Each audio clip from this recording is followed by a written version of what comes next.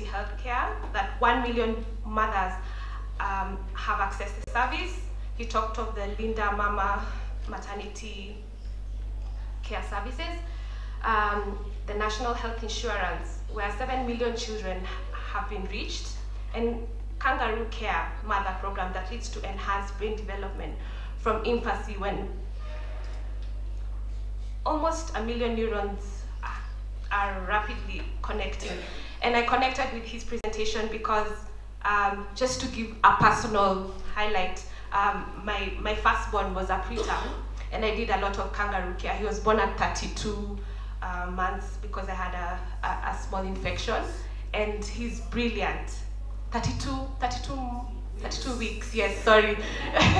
And he's really brilliant. He's 6 years old, and he's the top, okay, maybe he's the most brilliant child in his class, and it actually works. And it can only work if fathers support the women to exclusively breastfeed and are supportive to the pregnant mothers. Next, we had Dr. Chabi of WHO, who talked to us about the nurturing care framework that was recently launched in May at the World Health Assembly.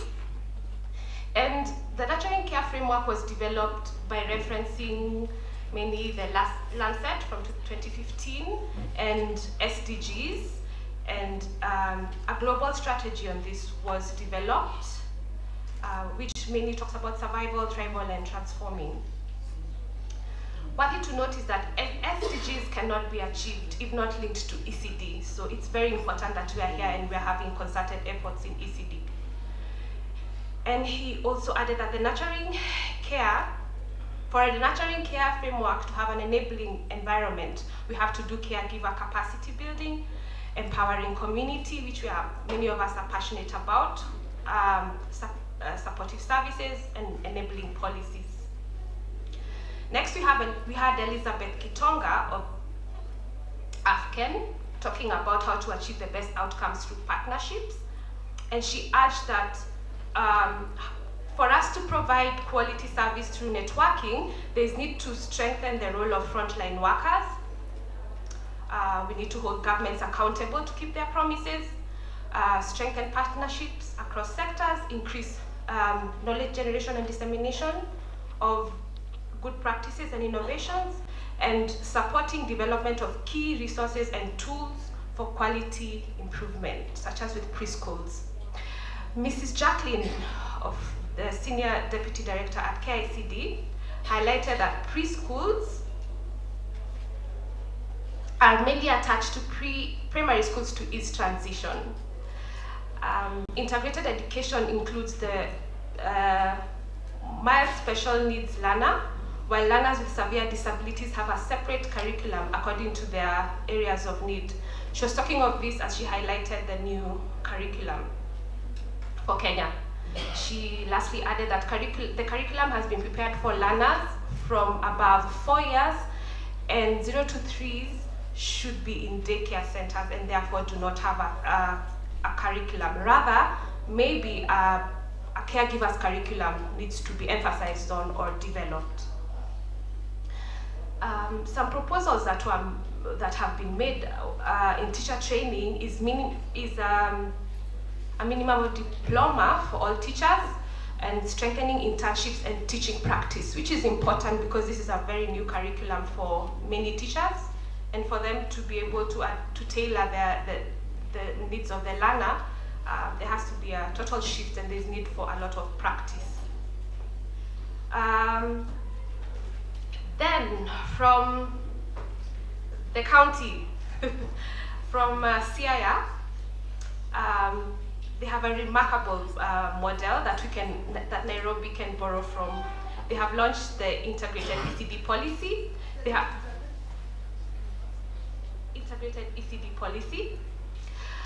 They have formed multi-sectoral coordinating committees, such that you have different sectors at county: agriculture, that's food and nutrition, health, education, and social services are working together in ECD. Their enrollment has increased. From 2015, they had 55,470, is it 447? But now they're at 80,000 enrollment of ECD age children. And they advocate ECD in every forum within the county. The first lady of the county is the patron of ECD, and they have an innovative sustainability plan in place after the current government moves on, if they move on. I'm almost done. We had Betty Samburu talking about the baby-friendly community initiatives for those of us who are passionate about health issues and working with communities and breastfeeding moms. She highlighted that we have been encouraging mother-to-mother support groups, community mother groups for their baby-friendly community initiatives, which promote responsive breastfeeding, and they have added stimulation components from Care for Child Development, CCD. Yeah, then the she talked about the 0 to 3s with no curriculum, and urged that daycare centers are mainly for stimulation and preparing children to start ECD at 4 years. And I think she spoke on the 0 to 3s, which was important. In the afternoon, we had many concurrent sessions. We started with a special session by SDG Partnership Platform and ECDAN. It was about accelerating ECD impacts through multi-sectoral partnerships and financing, led by Arif Neki, who is the advisor UN Strategic Partnerships for Kenya, and coordination of the platform.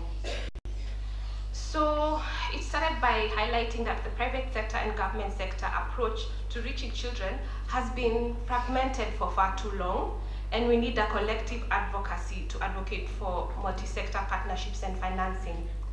Kuza Biashara, an award winner, innovation award winner, are employing micro-mentoring, micro-distribution, and micro-learning because they feel that in their innovative projects in ECD, they feel that the attention span of the youth of today are rapidly shrinking, and so they develop micro-chap-chap sort of content, and they are currently reaching 4 million youth across the continent of Africa. And they have been quite supportive as we have been doing social media management during the conference, and I think it was probably mentioned that we were trending yesterday in the morning on Twitter through the hashtag ECD agenda, and even in the evening. Some useful tips that were given for social enterprises who are fundraising is that you should never discount private sector investment opportunities that amount up to USD 3.5 trillion, yes. So because the development world, we've been very dependent on donor funding, but we need to tap into the private sector investments to support some of our efforts. Investors are interested more about mentalities to solving problems. And further, the ability to raise funds through robust design programs that is using language that addresses the challenges and not merely people. So the questions they would be looking for are, does it have end beneficiary at heart? And are we using a bottom-up approach? And are we keeping program flexibility? These are some of the issues we should consider as we are developing programs. For the ECD sector, shared values or health worker concept works. Yeah, and many of us are using community health workers. So then we had a session on ECD research policy and governance, and we had a TIARI project by RTI. So county government, it was noted how they can be supported and incentivized to increase investment in quality ECD. It's very important for county government to get incentives for that. That is what they found out. And then their evaluation found out that counties should be called on to ring-fence budgets for investment in ECD so that they are doing what they are meant to do.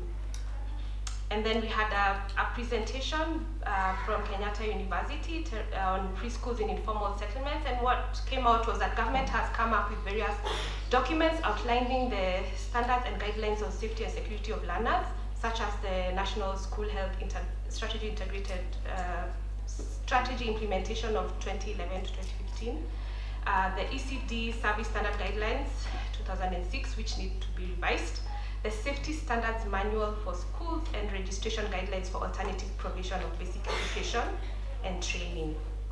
Some of the challenges that are being experienced by schools in the informal settlement is physical facilities in some of the schools are inadequate, such as outdoor space.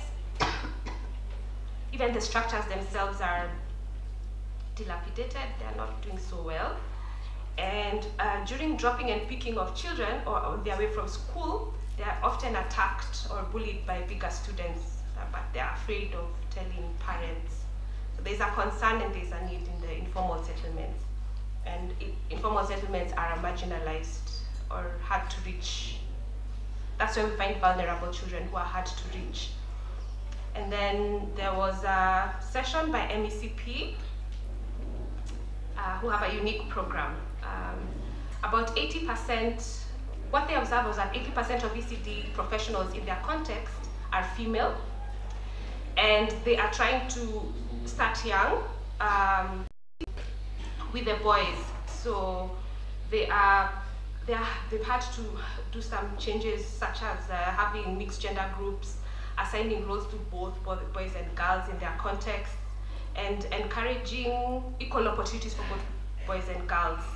And just to finalize that, they felt that a strong teacher is one who treats his or her students fairly and creates an environment where both boys and girls feel equally able to take part in learning activities. Further, gender inclusion in ECD needs concerted efforts from both the private, public, and social stakeholders. Then the final presentation was on interventions of the hardest to reach. This was a side session, and here we had CRS, Kidogo, and AKU IHD, and 4 recommendations that were given was development of teacher guides made by local writers and artists, really works. Then advocacy for increased attracts qualified candidates, so you need to advocate and for increasing ECD training. And then there's a language barrier, such as with the Ma, so sometimes CRS has had to translate some of their materials into Ma or Swahili. And then Kidogo ended the session by saying that child-friendly environments, locally available materials, playful caregivers are the best practices for informal settlements. Thank you for being very engaged and for sharing with us, and we are looking forward to the work on the conference communique later during the day. If you have any other issues that we did not highlight that you feel are important, please talk to us. Thank you. Thank you, Stella. And just as a follow-up to that, 2 things. One, Stella is obviously one of the strongest supporters of the ECD network, but also clearly a very strong mom, having carried her baby for 32 months. That's very impressive. I know a lot of people have trouble with 9, so. But secondly, Stella also mentioned that we were trending on Twitter yesterday. So I'm going to do something that we do the opposite of at most conferences, which is I'm going to ask everybody to take out their phone. You can take it out. It's okay. It's allowed. First of all, you're going to put it on silent or vibrate, so it doesn't ring during the session.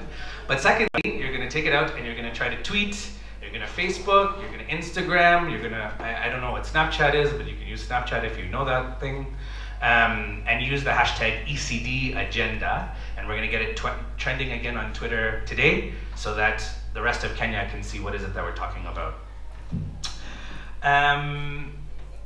So we're going to move on now. We've got a very exciting panel for you this morning, some great speakers. We'll start with Lilies Njanga, who's an analyst in strategic engagement and communications at CIF, the Children's Investment Fund Foundation. She's supposed to give us a presentation on the donor perspective, but having interacted with CIF a few times, I actually know they take a perspective that goes beyond the donor perspective, really into impact investment. And as we heard from Shri in the panels yesterday and from Arif, that the private sector can unlock more capital and more energy for growth, I think CIF brings that same perspective into the social impact sector. So Lily's has over 17 years of experience in NGO, banking, and ICT sectors, 13 of which have been in international development organizations with a focus on health and education. Lily's holds an MBA and a BSc in International Business Administration, and she is currently pursuing a PhD, is that right, in Development Studies. Currently, Lily's manages the ECD and deworming portfolios at CIF. In this capacity, she's managed the National School-Based Deworming Program, a partnership with MOH and MOE, the Tayari program that has supported the Kenyan government to develop cost-effective, scalable ECD models, of which a lot of their materials are outside and look amazing. Before joining CIF, Lily's was with Ecumenical Pharmacy Network, working to increase access to medicine and health services and promoting rational use of medicines. So with that, if we can welcome Lily's to the stage.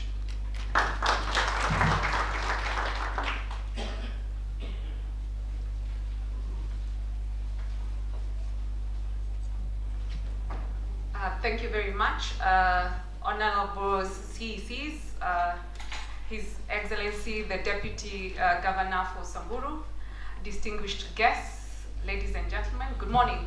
Good morning.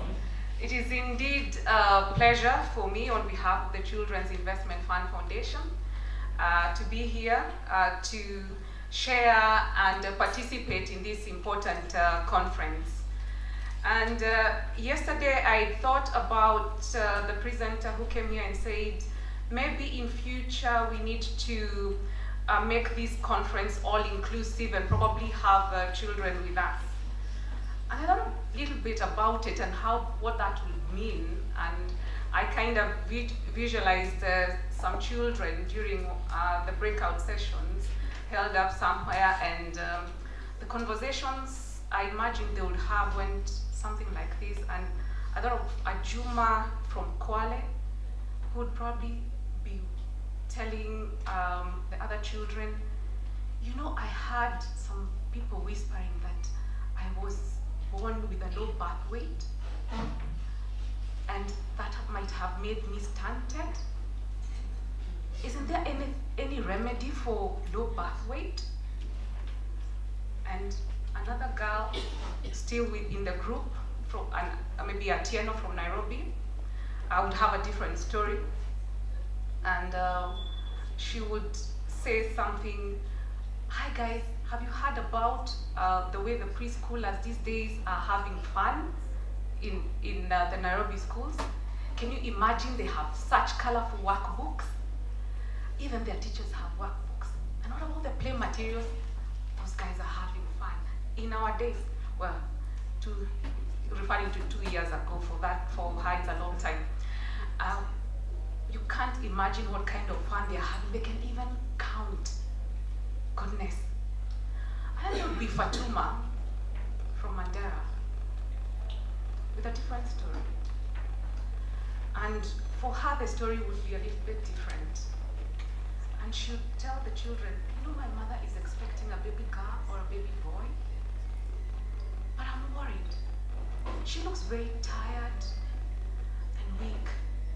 I overheard her telling my father that the nurse said she's anemic and she could probably be in danger. And another boy, still in this group, Kime from Wasingishu, talks about a just concluded deworming day and says, you know, in that deworming day, I heard that there is Narok County where the prevalence of soil transmitted health, maybe not get it, I don't know what that means, but I think the children there might be missing school days like we used to. But I'm happy that I do not miss school days anymore, and I feel more energized and I'm performing much better in school. And lastly, there would be this girl, quite quiet. She's really not sharing in the group. And then once the session is back, she would come here to the front with her tiny hands, pull the microphone down and turn to the audience and say, I have a question. How many of you strategize to take a call of nature? I mean, how many of you think about going to the toilet? How many? I'm asking how many of you? For me, I have to strategize. Where I live, it is not safe. The toilet, the common toilet is a few meters away from my house. And you know, some girls have been lured by men and even young girls in preschool raped. I'm scared. I'm worried. Ladies and gentlemen, those are some of the conversations I thought the children, if they were among us here today, would probably be talking about. And from these children, they talk of the successes that we've made and that we need to sustain. They talk of the challenges that we still need to work through. And I think we've spoken a lot about the challenges, these challenges and how they affect our children and how adversely that affects them in their adult life in terms of their potential and how much it affects their brain. We have a role to play because that not only affects them, but affects us as a nation. It affects the development of the nation. So what is the donor's perspective in investing in children? A lot of donors, SIF included, look at investing in children in terms of improving their lives, the lives of children. And I would like to quote something from our founder, Sir Chris Horn, in terms of his approach to investment, where he says, I want to solve problems, not give grants. What does that mean? It is moving away from the traditional models of granting to playing a catalytic role as a funder, as an influencer, to deliver systematic change, and that change at scale. For a lot of funders, a lot of donors, they would like, or their view is that residents could own and acknowledge the problem, and also that they could relate with the problem and they could see the effect of the problem to their children, to their society, and to the nation at large. It is only by that, by acknowledging, by owning the problem, that we can be able to solve the problems, that we can be able to solve the problems much faster and in a sustainable way. Coming back to ECD, I think for far too long we looked at ECD really as early learning, and even in early learning, looking at it more in terms of infrastructure. But I'm excited right now with the launch of the Nurturing Care Framework. I think a lot of us now, and even in the discussions in this room, we're starting to see ECD in a more holistic view, and in looking at it in what we can all be able to do, and the roles and the pieces within that big pie that we can all take up.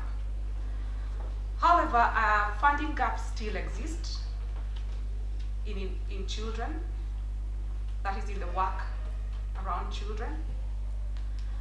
And a lot of times the impact of the funds that go into children projects may take time to be realized. And sometimes that makes some donors shy away from that area because they may not be immediate results.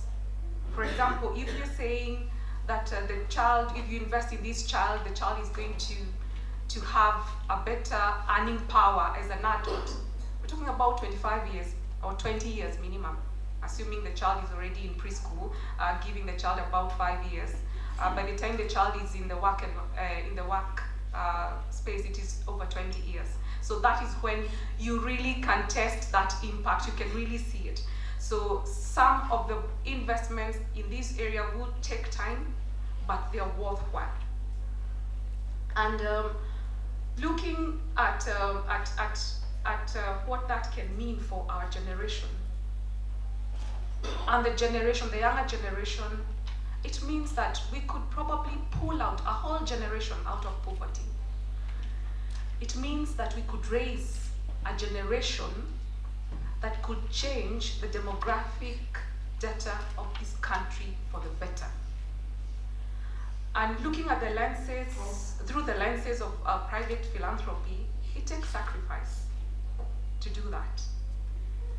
And I believe even in Kenya, we have a lot of potential. There are a lot of investors out there who probably do not relate what not investing in children would probably mean for their businesses.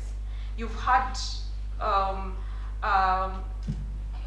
people in the corporate environment saying we're looking for employable people, but we can't find. Yet we say there's a lot of high employment. Why is that so?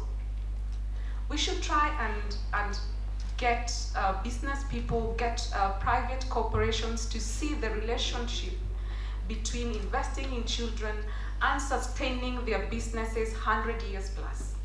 Because there is indeed a relationship. And no one donor, I want to mention and underline that there is no one donor that will ever be sufficient, and not even if it is financial or technical support. We need more people, we need more organizations that can commit their time, commit their resources in championing children issues and influencing policies to do with children. And finally, I want to say that CIF is happy to be part of the evolving ECD environment in Kenya through our support in early learning, health, and nutrition, and even as we move towards advancing the ECD agenda in Kenya and in the region. And I want to say that CIF is committed to pull together with all of you in this room to ensure that our children survive and thrive. Thank you very much.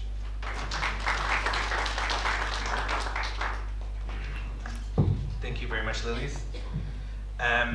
Next up, we have a great advocate for education and early childhood development, somebody who came from the civil society sector and has moved into the public sector and brings with that a lot of energy and enthusiasm. Nairobi County has been a really great partner with some of the ECD network organizations that have been working here in the Baby Cares Consortium, which you'll hear about later today. And they've launched an ambitious program around implementing free pre-primary education in the county. So our next speaker is Honorable Janet Uko, the CEC, County Executive Committee Member for Education, Nairobi City County. Ms. Muthoni Uko currently serves as the CEC, as I said, for Nairobi City County in education. She previously headed the Elimu Yetu Coalition, which represents the national civil society education movement in Kenya. She also served on the board of directors of the Global Partnership for Education, representing developing countries' civil society constituency. She has led Kenyan education civil society in supporting the Ministry of Education to realign itself to the Constitution of Kenya and Vision 2030, which is the medium-term development blueprint. She has headed several national level working groups within the education sector and was in 2012 appointed by the Minister of Education to chair the selection panel for the first National Education Board, whose role it was to advise the Minister on education policy matters. Ms. Muthoni Uko was also appointed by the former governor of Nairobi City County, Dr. Evans Kidero, to serve as the vice chair to the task force to improve performance of public schools in Nairobi County. She is a graduate of management from Moi University School of Business. Next up, this is the Honorable Janet Uko.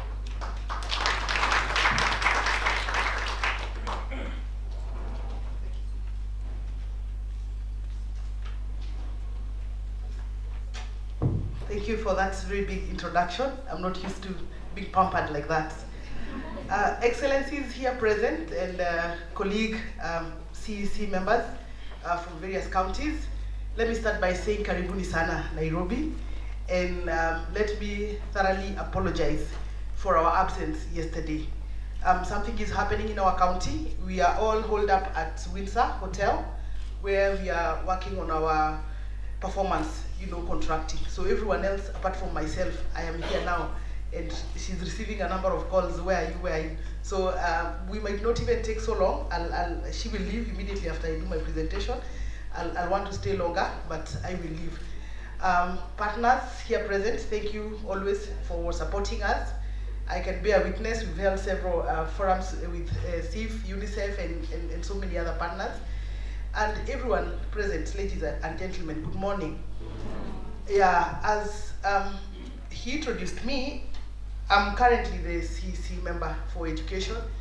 And in Nairobi, the way it is structured, it is not only education, it is education, social services, youth, gender, sports, and youth. So it's really quite large. But I'm really delighted. As he says, I've worked all my life in civil society, where as civil society, what we know best is to pinpoint what government has not done and to advise governments on what to do. I've now found myself a big challenge to implement the same advice I was giving when I was the other end, and I hope that it works. Although after joining, I've come across so many challenges that I want to share with you and also share with you some of the interventions that God has been gracious enough to help us do. Let me begin by giving you a background of Nairobi. Some people hear of Nairobi and they think probably Nairobi is the biggest, county. Not like you think it is the biggest. We are actually the biggest county, considering the population that we hold, because it is estimated that we have about 350,000 children of ECD going age. So when I joined as the CEC, I was looking at a very flowery picture, only for me to get a rude shock that Nairobi County government can only hold 13,000 children in our public primary schools. That is an ordinary, slightly above 5% of all the children of school-going age. Everybody else goes to the non-formal schools and private schools and so on.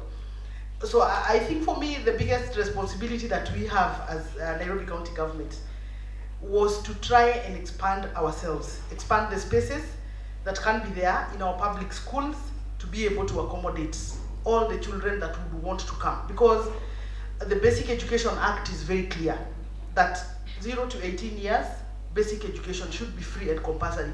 That was my gospel. I can actually tell you, I wrote that verse in the Basic Education Act.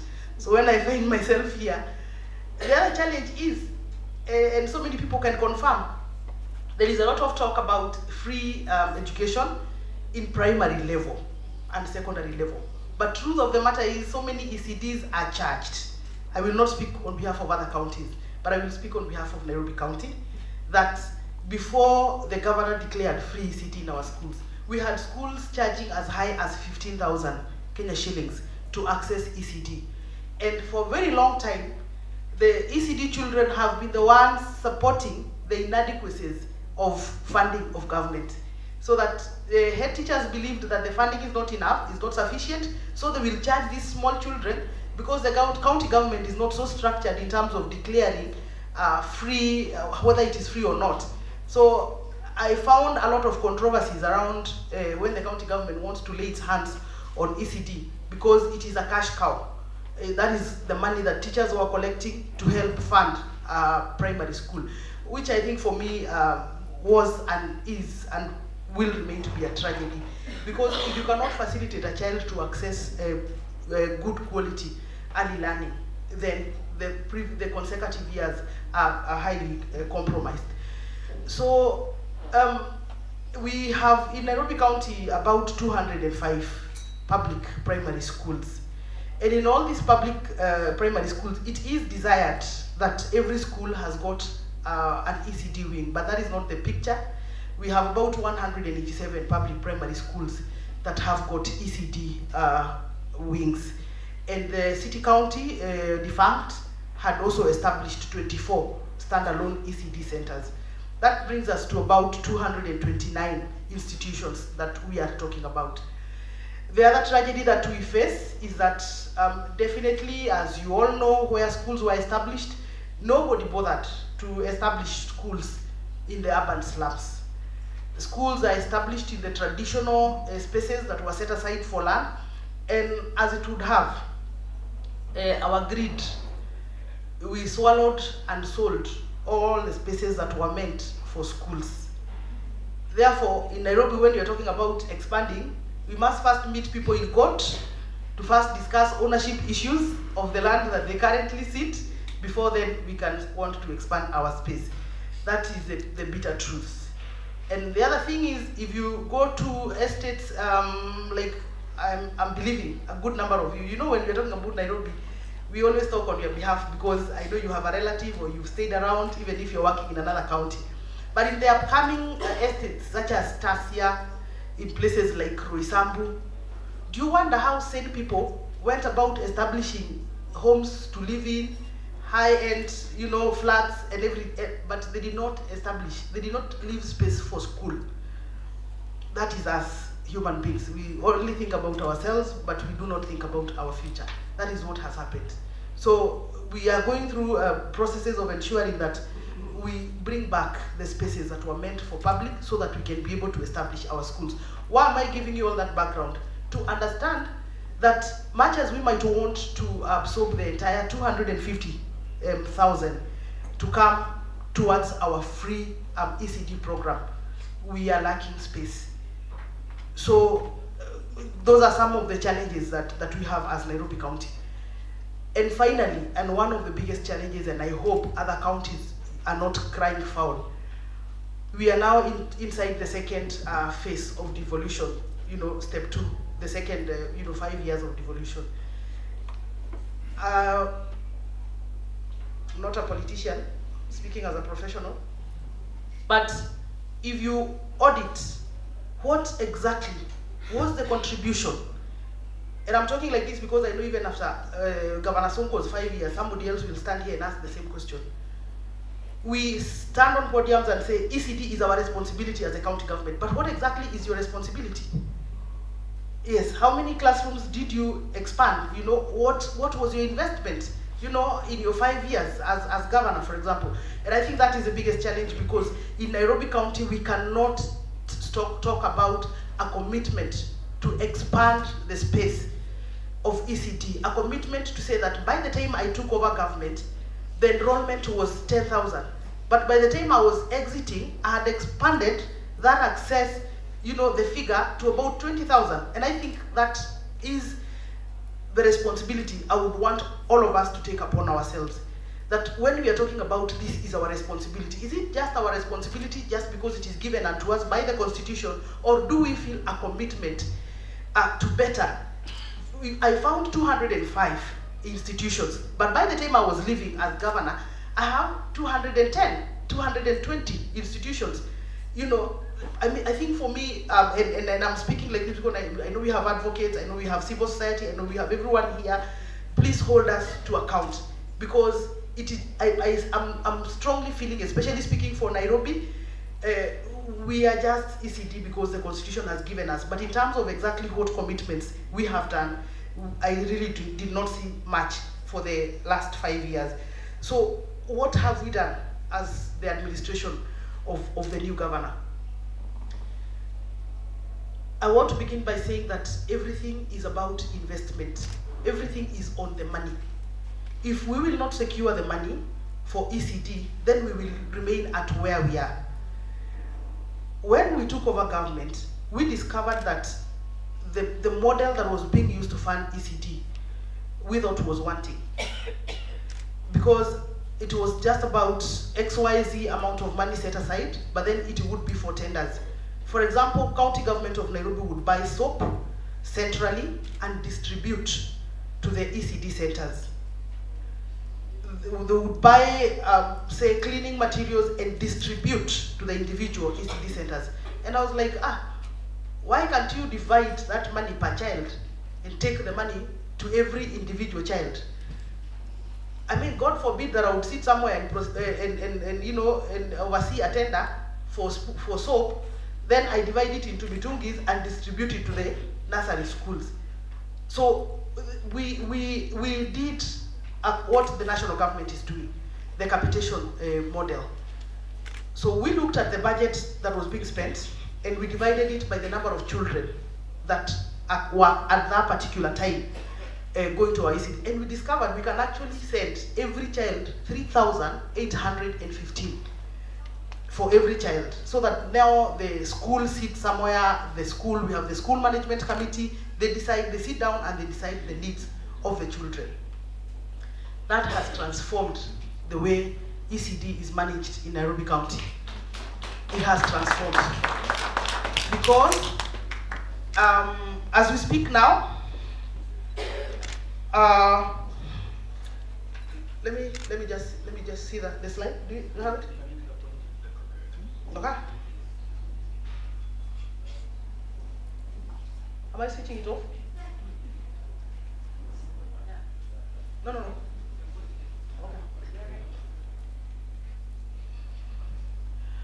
Okay. Okay. So this is what we did.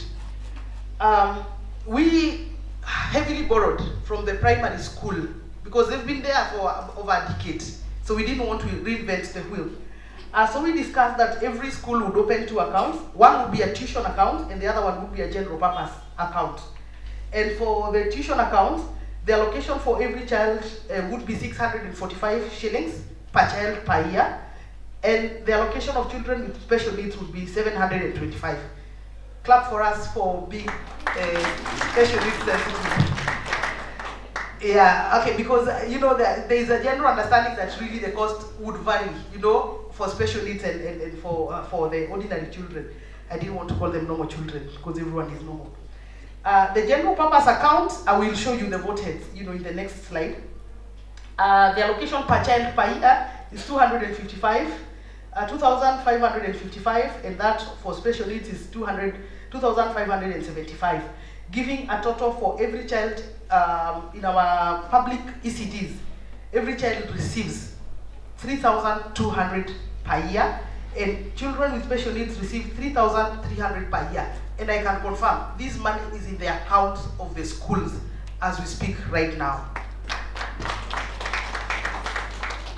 So this is how the vote head for the tuition account is looking like. For didactic materials, textbooks, and supplementary readers and all, every child will spend 240 per year, and for the special needs also there. And then for exercise books, should such need arise, 230. But here, we are partnering with Tayari so that they have the model of the workbooks, so that you may no longer need the exercise books, but we will just need the workbooks where they write in, so that we will be collapsing that. And then the teacher guides and reference materials, every child will be spending about 95 shillings per year. And then play equipment. These are the outdoor, play equipment where we could prepare very nice, play fields for our children. And then the next slide is on the vote heads for the general purpose account. This is to support staff wages. When we went around the centers, our ECD centers, we discovered that our schools were really straining for things such as slashing, like general tidying the school, washing the washrooms and so on. The schools were really, really struggling. Yet we are saying that these are very small children, they need clean places, spaces to play and so on. So we decided to give them some vote head, so that should they want to engage someone to clean the school, then they have freedom and liberty to do that, and they are facilitated. And then there are innovations of classrooms, building, toilets, repairs, and so on. I will not want to say that, but I will encourage. Next time you come, I will be very prepared. We will have this conference in Nairobi. We take a tour to some of our ECDs. This is when we will understand sometimes what I used to feel when I was in civil society. That sometimes when we are in boardrooms, we imagine this Europe ECDs, but in the real sense, when you imagine about our own ECDs, the toilets are completely not functioning, very small things that do not need us to sit in a workshop and make a policy. They just need our commitment to actually, if it's a blocked toilet, we just need to repair that blocked toilet. That is the only thing we need to do. So that is why we put in that vote head there, so that we can train our children to learn in clean facilities. If we don't do this, in future, we will try to tell them about cleanliness, but they will not appreciate it, because anyway, they are used to staying in dirty environment. And then we have core curriculum activities. Our children do very well. Matter of fact, we dominate in drama and everything else. So we had to give them this vote head so that the teachers can facilitate them, they can buy all the materials they need and facilitate them to participate. And then local transport and traveling.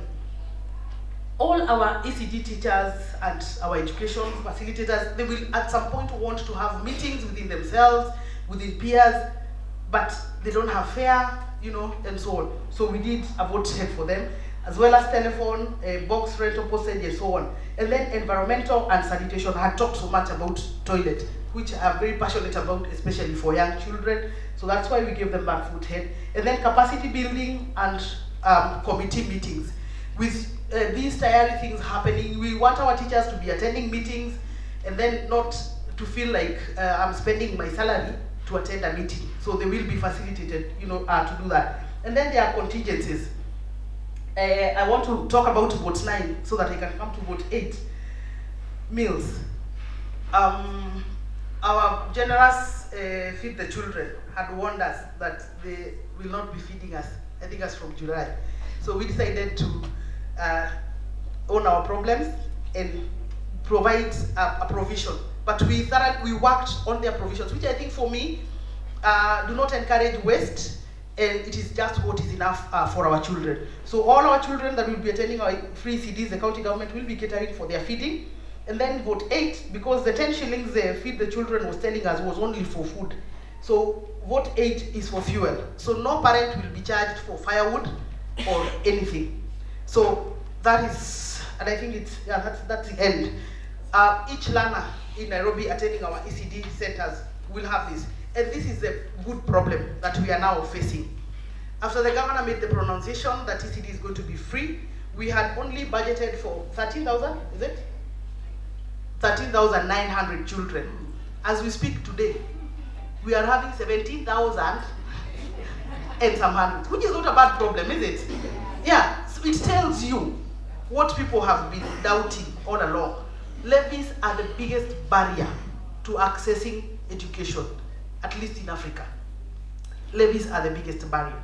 So if we can manage to do away with the barriers. So even yesterday, those of you that watched us on K24, we were there making bad news because our children, all of them have come back and they're now sitting on the floor because we do not have enough desks, but now we are dealing with the emergencies as they come. But I would want to say that we have also made a commitment that we will build an ECD center. We have a model approved by our public works. We will build an ECD center in each of our 205 public primary schools. That center could probably accommodate, say, about 200 children, in my estimation. So at least by the end of 1 year, that is what we are projecting we will have done. We have been having a lot of discussions about how the government could support the children in non-formal schools. And we have said we have no problem opening ourselves to that discussion. But the county must own its duty of expanding spaces so that every child that wants to access ECD, they should first find home in a government-owned facility. So we are taking the responsibility on our shoulders, and we want to assure you that we are doing our best. And we are happy to learn. I'm really happy about the partnership that is coming up between ourselves and Tayari, and the consultations that we have done, even with other partners, and we are open to learning. When I was listening to him as he summarized he said Siaya had 55,000. Did I hear 55,000 or I was just hearing my own thing? Stella, did you say 55,000? Yes. I was so envious because I don't even know whether Nairobi can get to that level. But the sky can always be the limit, and we are open to learning from other colleagues who are also doing something different. And finally, to cater for all this increase, the County Public Service Board of Nairobi is finalizing the recruitment of 520 ECD teachers to come in to support the expansion that we are seeing. And unless there is something else that I have left out from my colleagues, I have my colleagues, Director Ruth Wall, Director City Education, and Mr. Latema, who is the advisor to schools. Thank you so very much.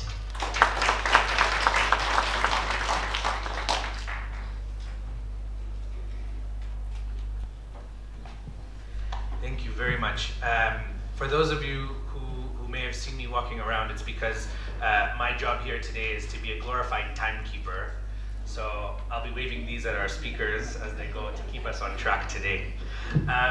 Next up, we have Ms. Ruth Moendo. Ruth currently serves as a research associate at Aga Khan University's Institute for Human Development. She has vast research experience and interest in the quality of early caregiving environments, particularly in urban informal settlements, and the nexus between women's caregiving role and their participation in economic matters, as well as their psychological well-being. She has provided ECD research, technical, and implementation support on various implementing organizations, including my own organization, Kidogo, and she has a bachelor's degree from University of Nairobi and a master's of arts in development studies from Institute for Development Studies at University of Nairobi, Kenya. Next up, can I invite Ruth?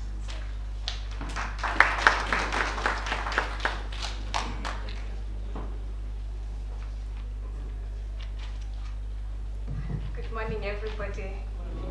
So, honorable CECs, other government officials, all protocols observed, ladies and gentlemen, good morning once again. I'm here to present the Baby Care Consortium today. I'll be talking a little bit about some of the works we've been doing, or some of the key lessons that we've learned as a consortium. So I'll begin by giving you a context of what we do, and I will pick a lot from the different presentations that have already been made. So the Baby Care Consortium was formed with the knowledge that care patterns in urban informal settlements, there's a lot of shift in how caregiving is happening, particularly for the ages 0 to 4. And 0 to 4 has a lot of gaps. All the presentations we've had from the different, from government, where a lot of efforts have been done, targeting children aged 4 and above are on ECDE, that was in education interventions, targeting children aged 5 years and above. So the 0 to 4s, there's a lot of shifts, and due to that, there's been a growing demand for mothers particularly to take their children to centers where they can receive care as the mothers go to work or participate in economic activities. Also, for the consortium, we noticed that we are different partners working in pockets of different urban informal settlements, doing similar interventions, doing similar work, and reaching very limited numbers of children. And so we came together to collectively reach out to more children and to make our interventions have a higher impact. Just to give you a picture of the number of children in our context, in our country generally, the graphs you see projected here depict the demographic profile of our country, Kenya. And if you look at the lowest bar across the different charts, from 1990 all the way to 2050, which is the projected population estimates of our country, you will notice that the age range 0 to 4 is the highest bar. So that means those are the most children in our country. And in the urban informal settlements, where it's projected about 2 million people live, half of them are children, just in Nairobi. like 2 million people who are in urban informal settlements, about 1 million, which is contested. There could be more. Those statistics are not accurate, they're just estimated statistics. So a huge population of these children reside in the urban informal settlements. So why did we come together as a consortium? First of all, we saw the need to advocate for policies and increase spending for children in the age range 0 to 4. A lot of evidence from all over the world has been documented that any intervention targeting children 0 to 4 has far-reaching effects. The effects may not be immediately felt, but in the long run, projects like the High Scope Perry project has shown that children who enrolled in high-quality interventions who come from very low-income areas were able to get more incomes when they grew older, so it reduces the gap on poverty. They are also seen to have less crime rates because they came from areas like the ghettos in the areas they came from. They were able to lead better lives later in life. They were also, their government was also able to save on a lot of things and also to get more taxes as a result of investing $1 in each of those children. So $1 gave returns of about $7 for each of the children that was invested in. Now we also seek to bridge the gap between various sectors. So most of the interventions that are delivered by the different organizations under the consortium seek to narrow the gaps in the different interventions outlined. That is health, nutrition, education, and women's empowerment. Women's empowerment is seen as critical because most mothers are the ones who are in charge of the care for their children. So when we provide daycare, they're able to engage in other activities that give them work. Then we also saw it as a more useful way of coordinating our efforts through our collective reach, and also sharing best practices and avoiding duplication of work. And who are these members that I'm talking about?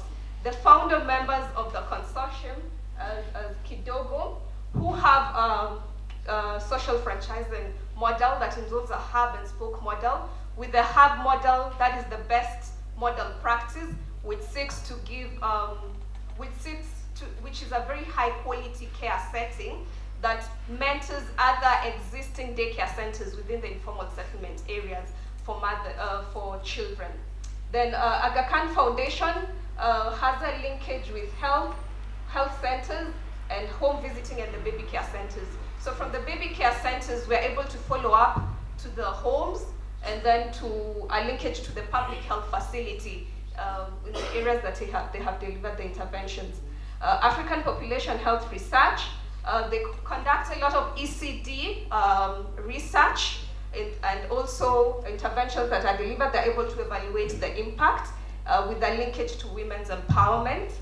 Aga Khan University, the Institute for Human Development, we conduct research on early child development.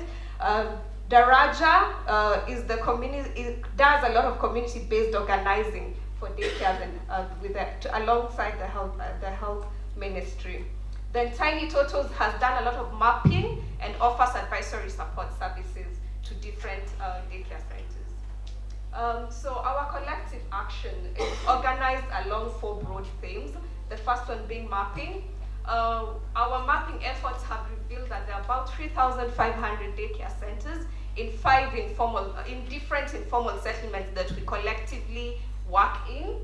And then sharing best practices. We have different platforms where we share best practices. We convene stakeholders to show them the different efforts that we're engaged in. Then advocacy efforts. We've been able to engage with the county government of Nairobi to advocate for minimum standards for the informal daycare services in the urban informal settlements. And finally, collaboration. We are very collaborative.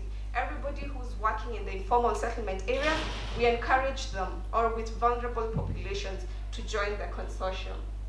Our collective reach, the different settlements that you see highlighted, Kibera, Mukuru, Kangemi, Mathare, Githurai, Korogosho, are the different informal settlements that the members who are currently in the consortium working.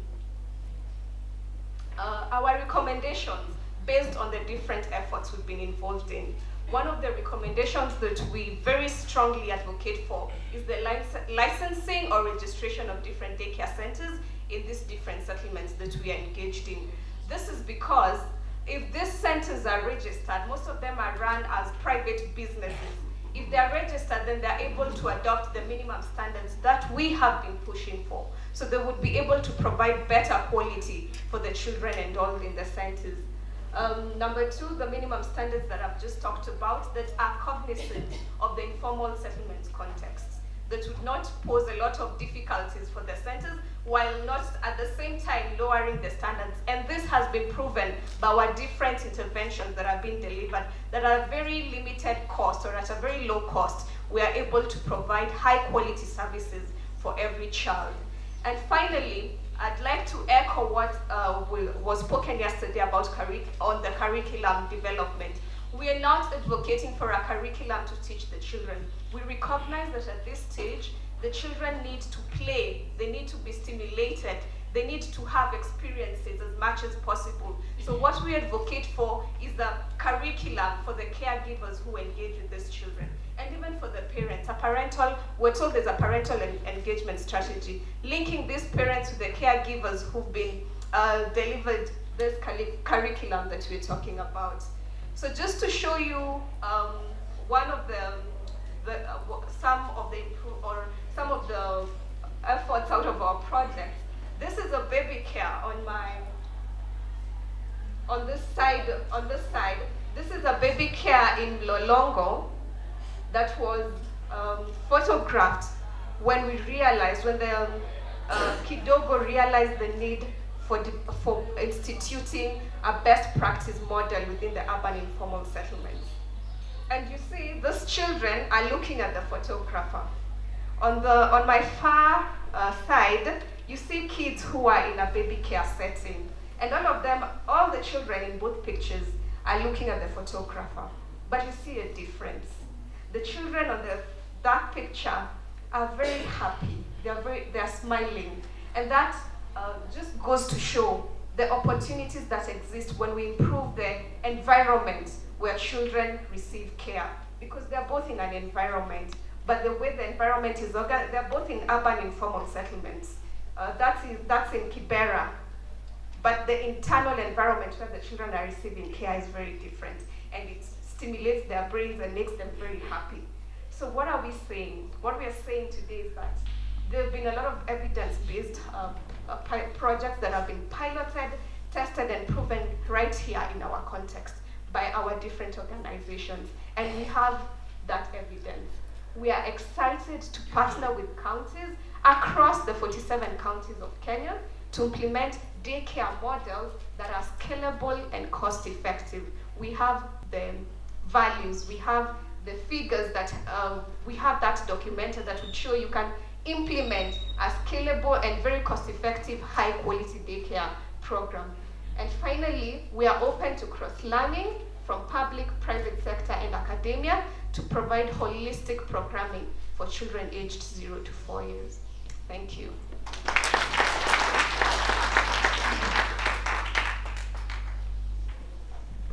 Thank you very much, Ruth. And as a member of the consortium, I think we had the perfect audience today for our message. Just to say, we're here, we're ready to work with you. I know the 0 to 4s sometimes get left behind when we think about early childhood education, because we talk about pre-primary 1 and pre-primary 2, but early childhood, as per our constitution, is 0 to 8.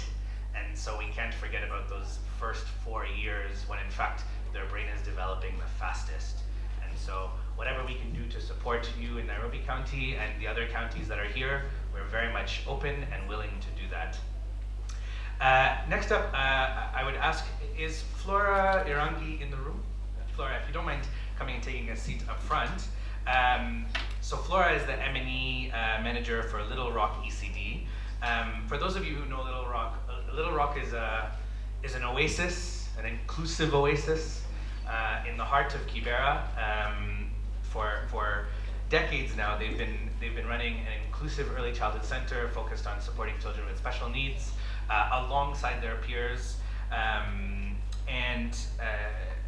starting from nothing but a mud hut classroom in Kibera, They now run this landmark school, caters to the needs of hundreds of local children, something like 300, if I'm not wrong. Over 300 local children with their preschool, tutoring, and special education and daycare programs. Little Rock is more than about learning about ABCs. It's really about showing children, those children who may have more traditional backgrounds and those with special needs, that with hard work and determination, anything is possible. So next up, Flora, if I can ask you to make your remarks. Thank you. Good morning. Good morning. My name is Flora, as I have said, and of course, the introduction has already been made about Little Rock. We are in Kibera, and we are an early childhood, we are an inclusive early childhood development center. What makes us very different is that we are inclusive.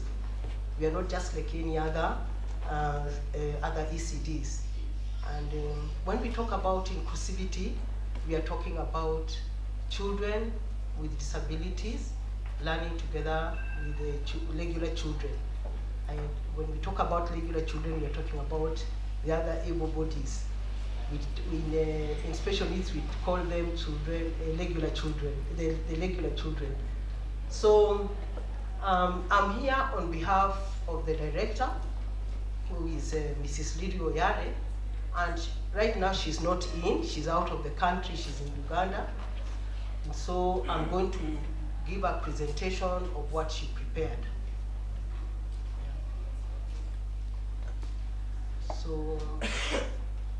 So why are we inclusive? We are inclusive because we recognize and provide for individual differences, and thus enabling these individuals to obtain a good quality of life. We are looking at an overhaul of every child. Every child. We want them to obtain a good quality of life in education and in everything. So we are looking at that. And apart from the children, we also cater for the mothers of these children, because we handle vulnerable children from the slum. And most of them are very poor. They cannot be able to afford to go to school. And so what our center has done is we want to improve the livelihoods of everybody who comes into that center. We are looking at the children, we are looking at the mothers, we are looking at their families. And when the child comes in, we don't just end at Little Rock. We follow up with them even in primary, in secondary school, and even in the university. So that is what we mean by being inclusive. Some of the mothers of these children, we have employed them in the center in order to support them financially, so that as they work in the center, their children are coming to the school, they are also working there, they're able to get their bread, they're able to get their sugar, they're able to get something small to keep them moving. So that is why we are inclusive. So what we do, we provide nurturing environment for vulnerable and disabled children in Kibera slum in Nairobi, Kenya. And then we find that why we do that is because we want the children to be able to achieve great things in life. That is our major aim. And then, because if they're properly nurtured, then they'll be able to achieve what pertains to them. We find that Little Rock opened its doors on 1st of October 2003. And by then, we only had 12 children who attended school. And the objective was majorly to provide early childhood schooling for ages 1 to 13. But after we started, what happened? One parent came in with a child who had CP, that is cerebral palsy. And we wondered what we were going to do, because as we were admitting the children, as the children were coming in, this child was brought by the parent, and when children were coming in, when they would come and they would see swings, they would all run to the swings to go and play without even being told anything. But when this parent came with this child, the child just sat and she was not moving. And so we wondered, what is happening? How comes she's not going to join the others on the swings? only for the parents to tell us, no, she can't move, she can't walk, she cannot do anything. And so we wondered, now what do? We did not want to throw her away.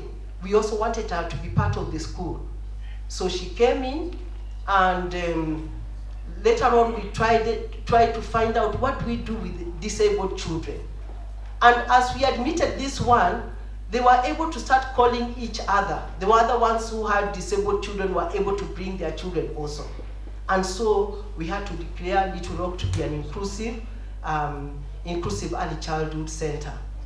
So this one child that we started with, right now, she was able to finish our ECD, that is a pre-unit. She went to primary school in Bagathi Primary. She was taken in Bagathi Primary, and she completed her class 8 last year. Right now, she's in Joytown. That's where she's in Form 1. And so where are we now? Today, the center is providing education for over 1,264. Why are we having that big number? Majorly in the school, when you come, you'll find 450, about 440 children in the center itself. But then the 1,264 children, they attend school from Monday to Saturday. So we have after-school programs. Those children who have gone to primary school, in the evening they come in and they do their studies at Little Rock. There's somebody who helps them to do their studies. They have to do their homework. They come and do their homework in Little Rock. Just because in their homes they don't have light, they don't have space, so they come and do their studies in the evening. And that's why we have those big numbers there, because every evening we have different children coming in from different classes. And we have 2 teachers who are in charge of them to supervise them as they do their homework. And after they do their homework, we are able to give them a meal, and then they just go at home to sleep. So that is why we have that big number. So out of these children, we find that the 160 are the special needs, and of course some of the special needs have also transitioned into primary school. We are very happy for Joseph Kangede has accommodated some. We have some children with hearing impairment. Some of them are in Joseph Kangede. Others have been accommodated, have transitioned into Ayani Primary School. Others have transitioned into Bagathi Primary School. And we appreciate that we are able to work together with the mainstream schools, and those schools have been able to embrace those children. Then we also have some of our children in high school. We have 130 children who are in high school. Most of them are in boarding schools. We don't have any who is in day school. But when they come over the holidays, they also report in Little Rock. And during the holidays, they also have homework. So they come and do their homework at Little Rock, and we are able to supervise their homework every day. Then we also have 15 children who are admitted in the national universities, and they're in different universities. We have some in Egerton, the others are in Mombasa. We have them there. Then all these children in the school, we have 30 qualified caregivers. When we talk about 30, we have the teachers, and we have also the mothers who support us in changing these children. You know, when you have disability children, the teacher cannot be able to do the same thing. So the teacher has to have a helper to assist when they need to be changed, when they need to be taken to the toilets. Somebody has to be there to assist them. So we will watch the video clip at the end. So the different types of disabilities that we have, these are the different types of disabilities we have. We have cerebral palsy. We have children in autism. So 25 children in cerebral palsy. We have 29 children in autism. We have 15 children in Down syndrome. We have 5 children in intellectual disability. These are the numbers of all the children that we have in Little Rock. And they are well spread into different classes. They are well spread into different classes. So what do we do in Little Rock? I think that one we have talked about it, because I can see our time is going. How have we benefited? Of course, social interaction. We are able to work together with the mothers, with the community, in the school. Of course, people are able to interact. The parents of children with special needs and the parents of regular children, they are able to work together. They have no issue. They have now accepted each other. They are able to work together easily. Of course, stigma, discrimination has been reduced. Promotion of peer learning. Children are able to help each other in class. They are able to feed each other. And then we also appreciate each other's potential and we respect it very much. Then, what are our best practices? Collaboration is the main one. Then, of course, we create effective learning environment. If you come to Little Rock, the learning environment is able to accommodate all, even the children with disability. They are able to access different classes without any problem, and we have facilities for them. And then challenges of inclusive education. What the challenges that we face: lack of clarity in the inclusive education policy, and then we also find that some of our learners have very, very severe disabilities, and so it becomes very difficult for them to defeat into a regular setting. And then we also find that the ratio of teacher to child is also an issue in Little Rock just because of resources. Then, of course, acute shortage of teaching and learning resources because of also financial resources. And then we also find that some of the teachers are not trained, but then Little Rock has really, really tried. We bring in people to come and train them, especially in how to handle children with disability. Then recommendations. We find that we still are looking for more mainstream schools in order who can be able to accommodate these children with disability. That is what we are looking forward to. And then we access, of course, that one we've talked about it. We have player equipment is necessary, equipment like lamps and lifts is necessary, which we have really, really tried to have in Little Rock. Then, of course, training is also very necessary. So we are looking into all that, and we hope that we are going to manage. I hope you're going to be able to watch that clip. I can see my time is short, but I wish you can just look at the clip a little bit. If you can just put it on. You have it? The clip is there. Shortly, just to see what we do in Little Rock. An overhaul of inclusivity in Little Rock from the time the child comes to school.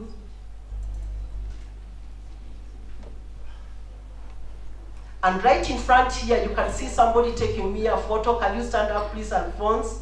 This is a beneficiary of Little Rock. He's in Jomo Kenyatta University, and we are very happy to have him. He's our son. Yes. So this is Little Rock. You can have a look at it. It's in Kibera, and you're all welcome to come to Little Rock and see what we do. Support us in any way.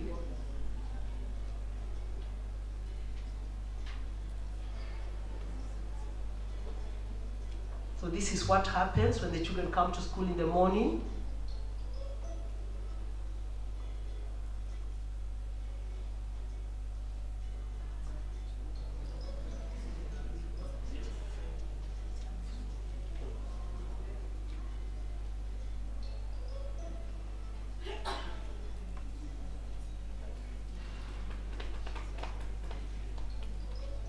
Those are our classes. That's our center.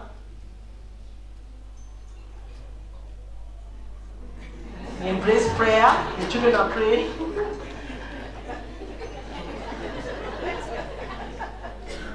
can see them singing. That's our music room. And that's one of our class, the baby classes.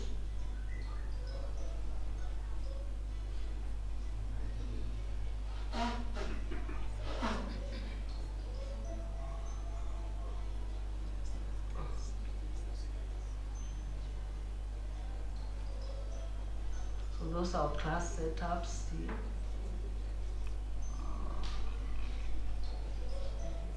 Sign language class, and in this class we also have children mixed, the ones with disability mixed with the ones with no disability. They're mixed up and they learn. And we have a sign language teacher who is also deaf, and she goes around the school teaching other children sign language so that we are all also able to accommodate those children.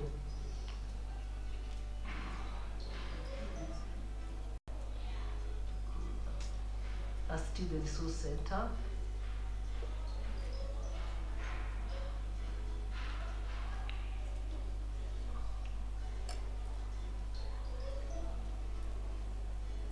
That is our reading corner in the library. So every child has an opportunity to go and read with that teacher over the week. We've organized it in that way.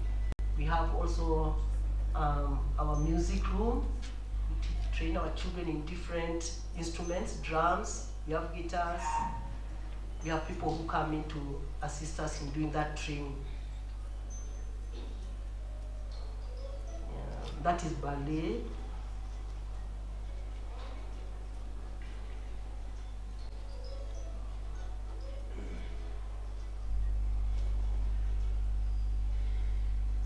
Computer room.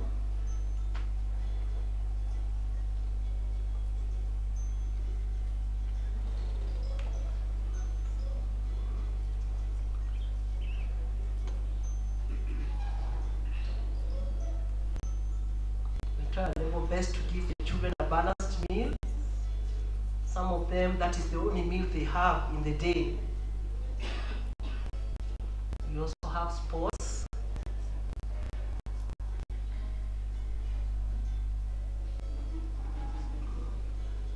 That's a child with Down syndrome. Yeah. So we accommodate them all.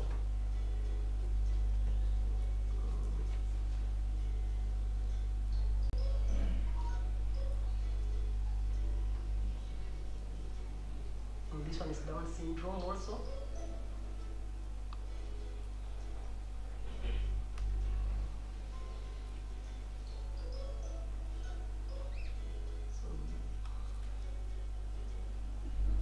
We accommodate all of them, even in the field, the class.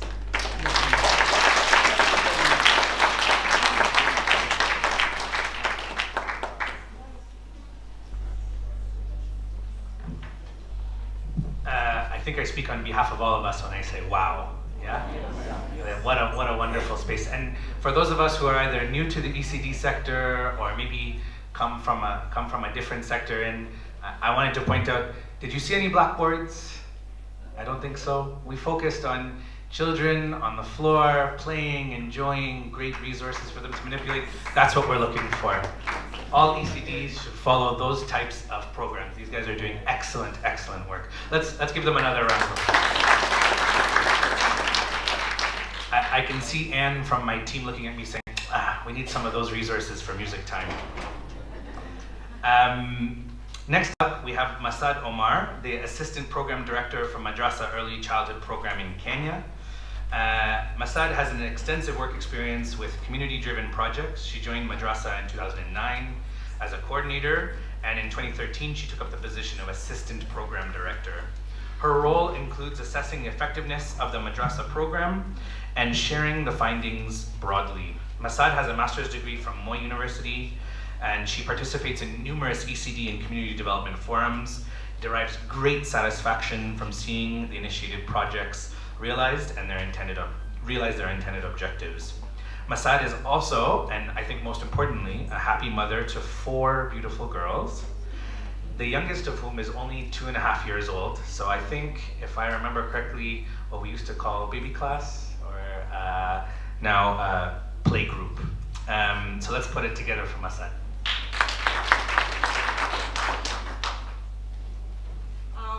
Thank you very much. Good morning. Honorable CECs, government representatives, the colleagues from the development partners,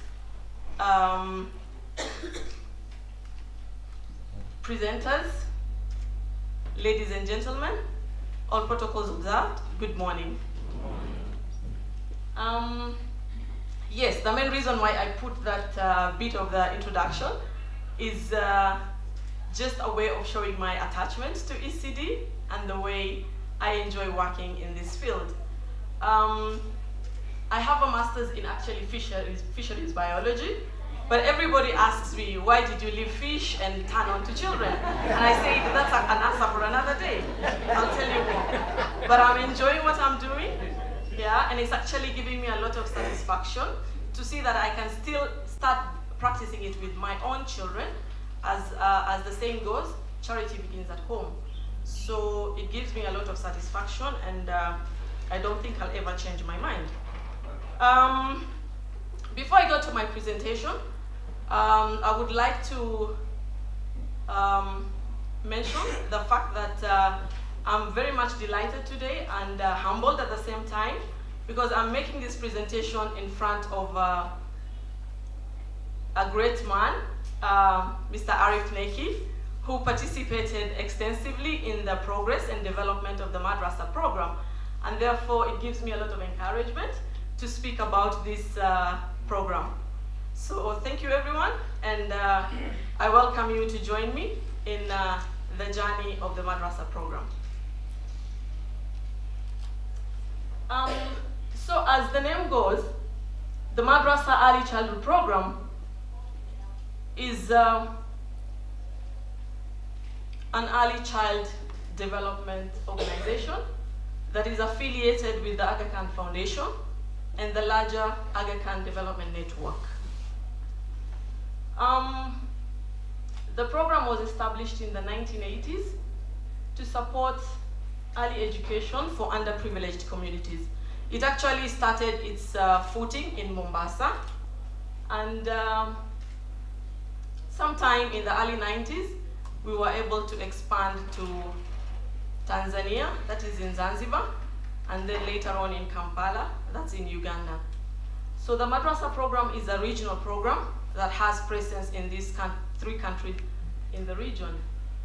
What does the Madrasa do? We facilitate delivery of high quality, pluralistic, contextually relevant and affordable ECD services in partnership with county governments. And I am also very proud to announce that in the 3 counties where we are working, that's Kilifi, Kwale, and Mombasa. I'm so proud that we have representatives of the county governments here with us, and therefore a reflection of our great partnership. Thank you so much. Other areas where the program has worked includes Nairobi, Laikipia, Siaya, and Uasin Gishu. We were able to set our footing in this area through the partnership that we had with Tayari, the RTI, sorry, the Tayari project that we have heard a lot about. And one thing that I'm happy about is that the presence and the model and the practices of the Madrasa program are already very evident in these areas. Madrasa has worked with several donors and partners, and beginning this year, we are glad that we've been able to scale up, and we've already had our consultations and discussions, and we are setting foot in Kisii and Kisumu, beginning this month. Other countries where we've been able to work includes Mali, Egypt, Afghanistan, Zambia, Malawi, just to name a few. Mozambique is also there. Yeah, so as you can realize from history, it's quite an old program, over 30 years plus, yeah? That's why we've been able to get that kind of reach. What does the Madrasa do? 3 important things that we do, and we try to apply a lot of professionalism. One key one is offer professional development courses to new and practicing teachers. Beginning 2015, the Madrasa program was able to register with the Ministry of Education, and now we're offering recognized teacher trainings to all the teachers, and our doors are open. for teachers from all counties, not just Kilifi, Kwale, and Mombasa. Kilifi, Kwale, and Mombasa, of course, are dominating, but our doors are open, and we also registered with the Kenya National Examination Council. Therefore, we are able to offer examinations from within our premises. And the certificates that our teachers obtain are usually certificates that are recognized nationally. We also promote early child care interventions for caregivers. This is an approach that we kind of scaled up in the period starting 2013, 2015. And what we are doing is promoting or actually training on care for child development.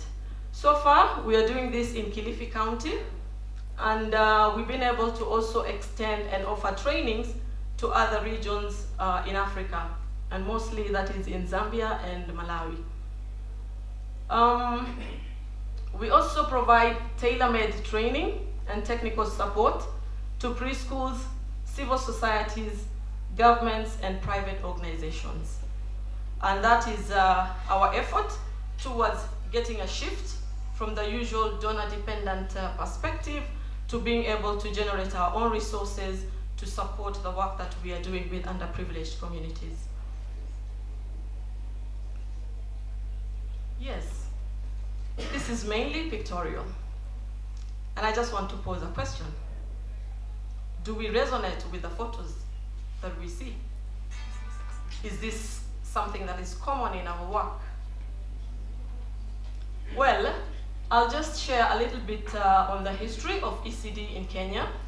We all know, and this is just for reflection purpose, that historically, early learning is something that was, at least in the front line, with mainly faith-based organizations for many years. Up until the mid-80s is when we started having organizations like the UNICEF, like the Bernard Van Leer Foundations, like Aga Khan Foundation, and many others that came forward to provide a bit of support to actually put the perspective of ECD into shape. And in 2006, we also had the development of the first ECD policy. That's a guiding document that is very important in shaping the future of ECD in Kenya. Of course, somebody mentioned it needs review, and it does. And I think we are all working towards that. And in 2013, we had the devolution of ECD to county governments. However, as a result of all that, there's a bit of uncoordination here and there. And what we are seeing so far is still we are seeing scenarios where children are learning outside. There is no infrastructure. This is something that is happening in most parts of our country, not excluding the regions where we are working. We have another photo where it mainly shows that children are learning somewhere. There is infrastructure, but it doesn't seem to be very appropriate for early learning because there is lack of materials, lack of contact and immediate support from the provider. We see another photo of crowded classrooms. Infrastructure is again not very appropriate. In fact, if you're keen, you will see the teacher is standing by the wall with a cane. The other photo, which very few children are able to access such scenarios, also again we find it not very appropriate because children seem confined.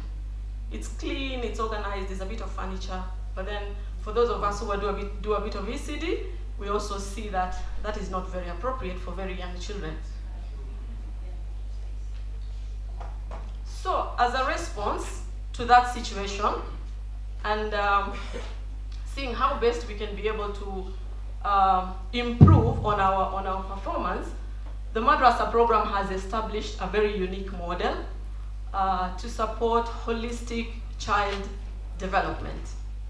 And we are saying holistic because, well, I'm glad yesterday we talked about integrated ECD policy, and we are all in this room in agreement of the fact that ECD is not a one-man show.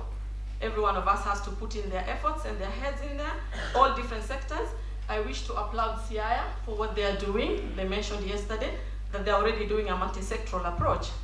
So as well, Madrasa focuses on 5 pillars of intervention, and we're having the child at the center of it. So the first one is teacher professional development. Teacher professional development, what does it entail for us? It entails classroom teaching as well as supporting the teachers to conduct mentorship, and we also mentor the teachers so that they are able to translate theory into practice while they are in the classrooms. Madrasa also provides an integrated curriculum, and as I stand here today, I'm very proud to say that our curriculum has been approved by KICD. I wish I had the chance to say this in front of Lynette, was it? Yesterday. Yeah, we are happy that our curriculum has been accredited by KICD, and now it can be applied. It's open to all ECD practitioners. It's a curriculum that, thank you. It's a curriculum that employs the use of, it's actually developed from high school, and it employs, it includes a context of the local environment as well as play-based. It's actually very active curriculum. We also have a component on school environment where it's both indoors and outdoors. We really support the teachers to be able to have a vibrant learning environment, as well indoors as well as outdoors. We do caregiver engagement, as I mentioned, and this is not only just care for child development. We also have other components, including reading for children, and I just wanted to highlight this to His Excellency Deputy Governor Samburu, that there are programs that we have, and we can actively engage even those parents that are not able to read and write, so that they can actively participate in the learning of their children. Community engagement, again, we also engage communities and work with them very closely to support the learning environment in terms of developing low-cost teaching learning materials. That's where the strength of the Madrasa program lies, development of low-cost teaching learning materials. So the results. We're seeing a bit of shift compared to the earlier slide, where there is very close engagement between caregiver and children. That is a communication and play session between a caregiver and a 1-week-old baby. And it provides opportunities for stimulation, and we are taking advantage of the issues of brain development. We've had a lot about that. And for the next photo, what we are seeing is a teacher providing very individualized support to the learner, getting to the level of the child and being able to provide a good learning environment. We are seeing children being independent and using teaching and learning materials by themselves to promote learning and also enhance engagement. With the support of the county government of Mombasa, we were able to also do a lot of teacher training, and in that photo there we are seeing teachers being certified for the work that they are doing. And just to mention that the teachers that are being certified on that photo are actually teachers that we trained under funding from the county government. So we are one program that have been able to flip the usual design of waiting to get donor funding, and rather now we are able to participate in public-private partnerships because of the work that we are doing and the kind of engagements we have. The Madrasa program so far has been able to reach about 8,000 teachers, 270,000 girls and boys, about 2,000 caregivers. But I need to mention that it has not just been very rosy, as it seems. We are also faced with a few challenges here and there that we would like to take this opportunity to call on all partners in this room and others who are not here to work very closely with us and see that we can be able to do much more than what we are doing at the moment. One of the key challenges that I will quickly highlight is an issue of entry challenge. High cost for entry into new geographies. For example, I just talked of Kilifi and Kisii and Kisumu, where we are hoping to begin our interventions this month. But again, we realize that it's high cost because that's a new region for us. It's very far from our locations, and then, you know, a lot of initial consultations and meetings and the like. So again, there's that aspect of high entry costs. And thank you very much. I just ended on time. That's a photograph of caregiver-child interaction through our Care for Child Development adapted model. Thank you.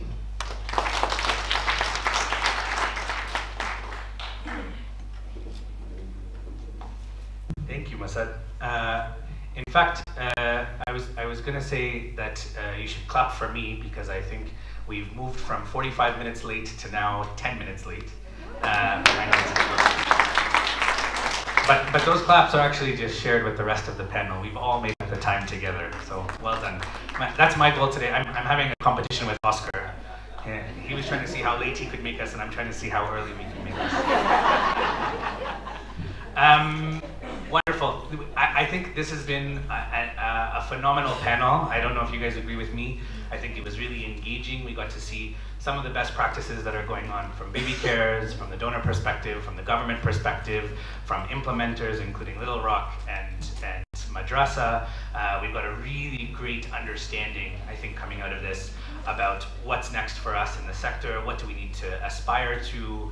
More play-based, more local materials, more engaged caregivers, especially with children who are more difficult to reach, whether that's because of location, geography, whether that's because of income level and informal settlements, or whether that's because of disabilities or other abled children.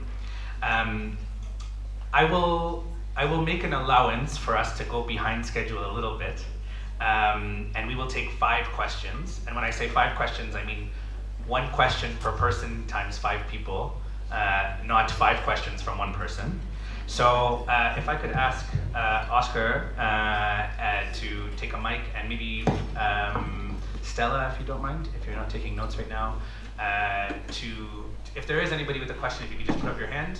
We've got 1 in the back, 2 on this side, 3 in the back over there, 4 in the back. Okay, everybody's from the back, all 4 in the back.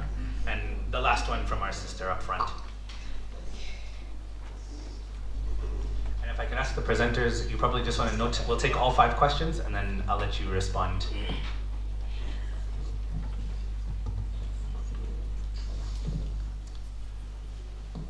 Thank you for all the presentations. Mine goes to the free pre-primary education. Something that I really wanted to know, because it's common scenario in many counties that the ECD centers are a cash cow to the primary schools, because it assists them in trying to top up the inadequacies. So as Nairobi County has introduced this capitation, and they have opened the bank accounts, and they have so many votes, then who are the signatories to these accounts? Is it the same people who are misusing it, or they have changed tactic? That's my question. Thank you. And unfortunately, we've lost our speaker, but she does have a director. So we'll come to you after all the questions are asked. Yeah. Number 2 is there to your left. Yeah. Okay. And I remember you from yesterday, so I'm watching you for one question. This is a quick one to Madam Samira.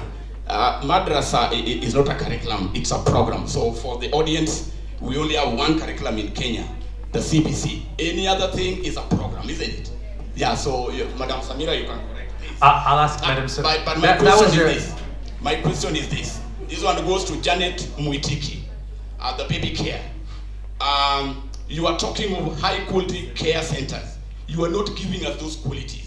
You are talking of best practices. You've not given us those best practices. You are giving us minimum standards. What are those standards? We want to know those quality practices, the best practices, and those standards. Thank you. And Ruth presented that one instead, so I'll have her answer that. I think Janet was somewhere in the audience. The last one was at the back there, and yes, you can go ahead. Thank you. Yes. My name is Esther. I just want to thank the Madrasa program for what they're doing. I think they're doing a commendable job. My question is just on the curriculum that she has, Masad has mentioned about the approved curriculum by KICD. So one of the gaps that we have realized that we don't have a curriculum that is training caregivers who are handling children below the age of 4 years, that is 0 to 4. So does that curriculum include that bit, does it also address the training of such caregivers? And if so, how can it be replicated to other counties? Because I think it's something that we need also in other counties apart from where it's being implemented. Thank you. Thank you. I think number 4 was that back one, and then number 5 was our sister up front. Sorry, Caroline, you're going to have to ask them individually. Good morning, everybody. Congratulations for the wonderful presentations. Now we can see that Kenya is going back to the foundation of the human being. And as we were told yesterday, and as we know, without proper foundation, there is no future. I'm happy that we have enhanced the area of inclusive education. And Kenyatta University, when we established the program, early childhood degree, we included units in the area of special needs.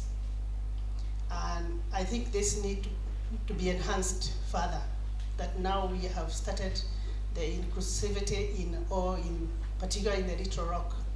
But my question is, where do you place the gifted and talented? The gifted and talented are part of children with special needs because they have above average intellectual capacity. And the majority of them are not understood as they grow. And they drop out of school and they have become the destroyers of the society. If you develop their capacity to think and innovate, they maintain this human being or the human nature. If you ignore them, they destroy the society. And there is nothing more unequal like the equal treatment of unequal people. My name is Dr. Rachel Kagede from Kenyatta University. Thank you. Thank you, Dr. Rachel. And then we had one final one up here from our sister.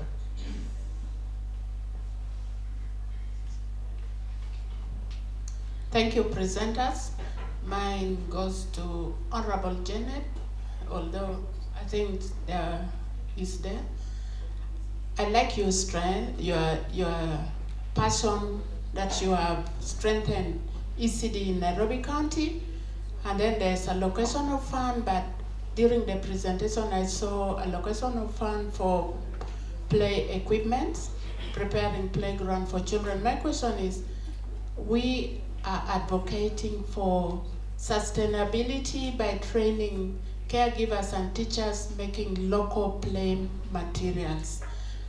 Among those, do you train teachers who are, and also caregivers, so that when children play in school using local play materials, they do the same at home? And then we shall say we are sustainable, because I don't know how long we shall continue allocating money. And 2, do you have monitoring strategy in place to make sure the money you have allocated is used for that particular or those particular ECD activities? Thank you. Thank you. So if I could get those 2 mics to our panelists. I think we'll start with the Nairobi City County Director. We had 2 questions for you on the far side. We had 2 questions for you. One, which I think came up again just now, which is ECD is a cash cow. How do we think about capitation? Behind you, Sal. ECD is a cash cow. How do we think about capitation and signatories on those accounts to make sure they're going into the right places? And secondly, the question around local materials and play materials, how do we ensure the sustainability? Thank you very much, the presenter, for those questions. I'm George Letema from Nairobi City County, the Deputy Director in charge of Quality Assurance and Standards. So for the first question, which deals with how we take care of the funding, as it has been stated that we have 2 accounts which runs in the schools. What we do is that we detach a bit the ECD centers from public primary schools. So the ECD centers have their own boards, which were elected by ECD parents. The ECD centers also are run by our own teachers because they are responsible for the county, and we have people, the people who are heading the ECD centers are the ECD center managers. What we have done is we incorporated the head teachers to be one among the board members for advisory purposes and also for partnership. So the ECD center manager is the compulsory signatory. Is the person who is running the ECD and is supposed to be answerable to the Nairobi City County. So when the money is allocated, she's supposed to account for it. Our auditors go there timely so that they're able to see how the money is being run. We also train the teachers on how to run. We have a training manual, a manual for free ECD that has been produced by the county so that they're able to see how they are supposed to run the accounts with their board. They are supposed to meet. When they meet, we have our sub-county education officers who are there to advise during their meetings as ex-officials, and whatever they want to do, they do minuting, then the county is supposed to approve what they do. But the board is just run like any other board in the school, so they have the mandate. They are free to decide on what to do according to the vote heads that they are given.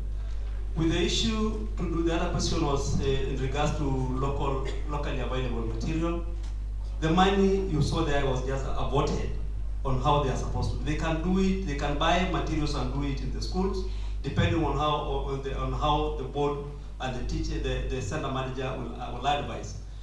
However, the county will still, not with that money, can still incorporate some other income to help the school buy. Like now we're in the process of buying desks from, the furniture for the schools. Not only the ECD, but we're also giving some to the private schools. So that notwithstanding, we're saying the school has a free hand in either buying locally, depending on the preparing locally, or buying whatever they want according to their board wishes. Thank you.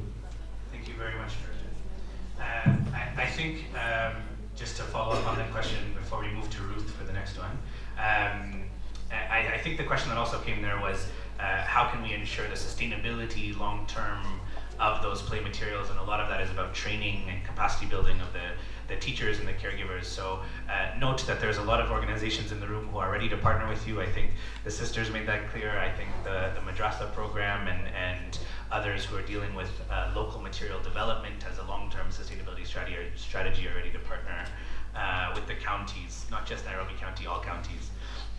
Ruth, did you want to take the question on what are those best practices, standards within the baby carers? Thank you very much for your question. My apologies for not inviting you to our individual sessions. There will be sessions after this in the breakout sessions where we will showcase the actual best practices that we have been a part of. We were not able to showcase them right here because some of these interventions have been running from 2015 to 2018, so they are quite lengthy, but we've synthesized them. Now, just to give you an overview of some of the questions you've asked, on quality, our quality indicators are based on the Constitution and the Nurturing Care Framework. The Constitution recognizes that every child needs the basic access to food and to good care.